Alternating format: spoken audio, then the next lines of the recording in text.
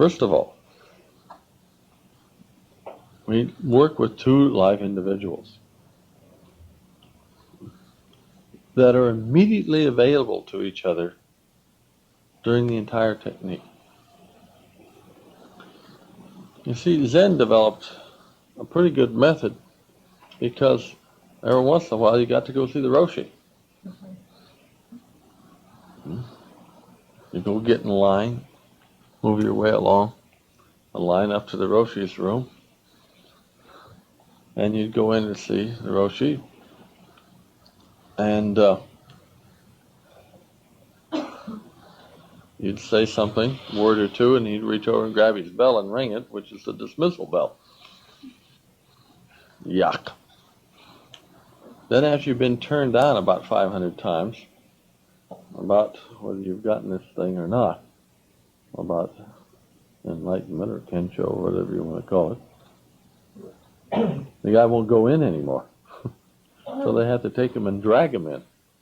They have the chief monk, or which we call the chief monitor, and they grab him and drag him in.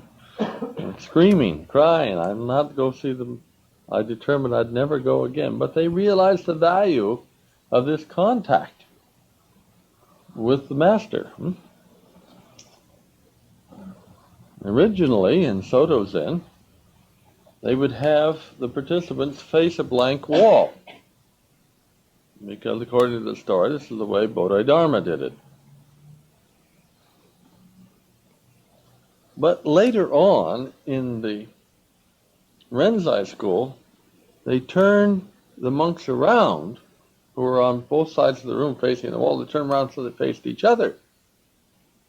Their statement is that it increased the tension. In fact, it increased the contact and built up the energy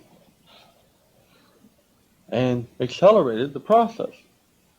Now, there's those who will argue two ways about it. Some would say that the Soto method is better. My observation is that the Renzai way is better. They're facing each other. And the Renzai did another thing. They use koans, where the Sotos do not use a koan, or a puzzle, a question, a riddle, so that they would be wondering, what is the sound of one hand clapping? That's the classic one that everybody's familiar with. There's lots of other ones. And another one that you could use is, who am I? That's a riddle.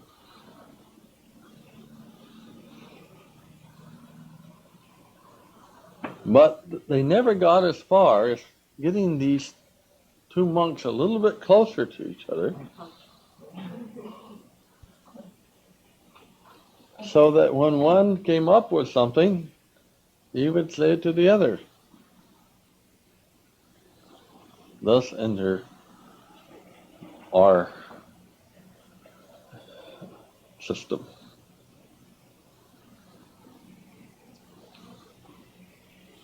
Now we're going to add to contemplation communication.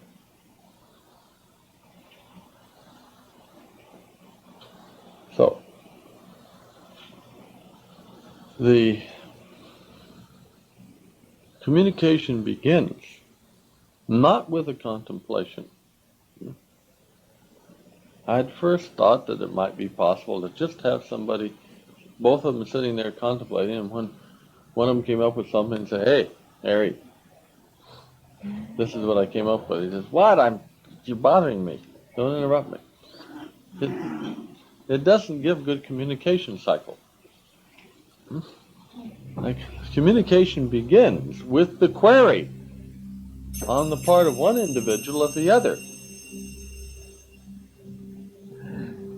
This way we're adding the power and the contact and the consciousness and the life of one being to the power, the consciousness, and the life of another being. When one says, tell me who you are. And if the other accepts that instruction as an order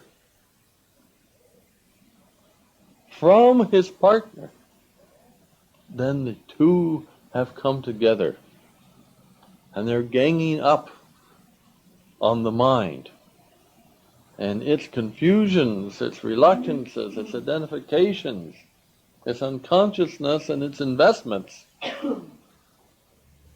so that the life from both of the beings are added together.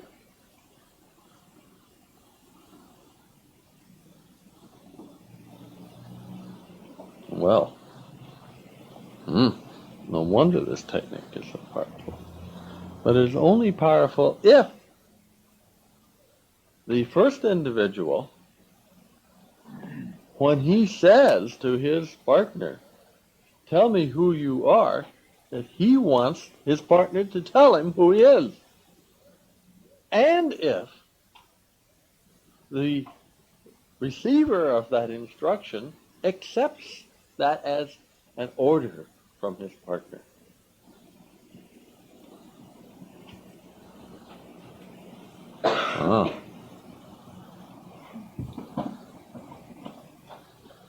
This is what gives the power to the technique.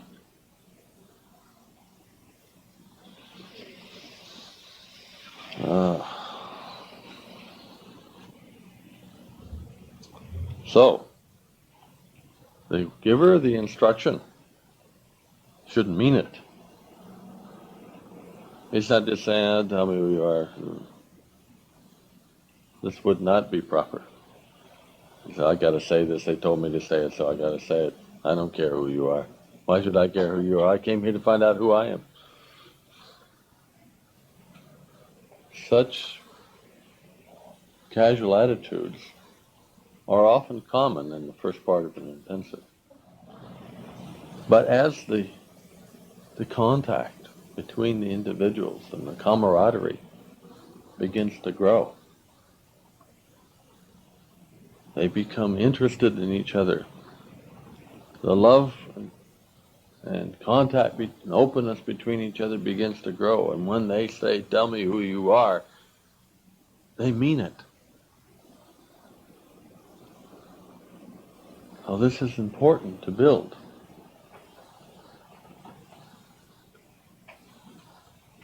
Now, even though the partner has been said to hundreds and thousands of times, "Tell me who you are," and he knows what his partner is going to say, you should not try to cultivate a casual attitude about that either. You should instead try to inculcate that they're responding to their partner. Partner has made a request, "Tell me who you are." And, okay. I want to do that. So that they're working together as a team. This combines their total power, their life, their consciousness, are added together. You see, the power of any one individual's mind is equal to their own personal power, because subconsciously they are putting their power into their own mind. The ego is a very deep-seated identification. One thinks of oneself as something.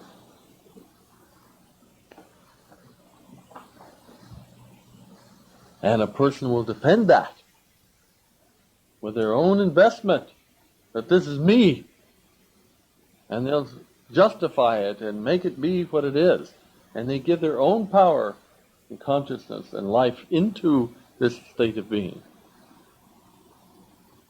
And therefore it's almost impossible for an individual by himself to defeat his mind, because his mind has gotten power from himself and is equally as strong as he is. It's equally as conscious and equally conflicting.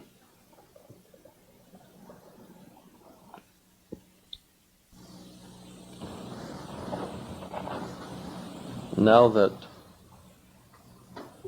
the participant has accepted the instruction from his partner, the contemplation phase begins. The contemplation phase can be broken up into various parts, and I have done so that we can better understand the technique and better understand the mechanisms of contemplation, and so that you can instruct properly how to do the technique.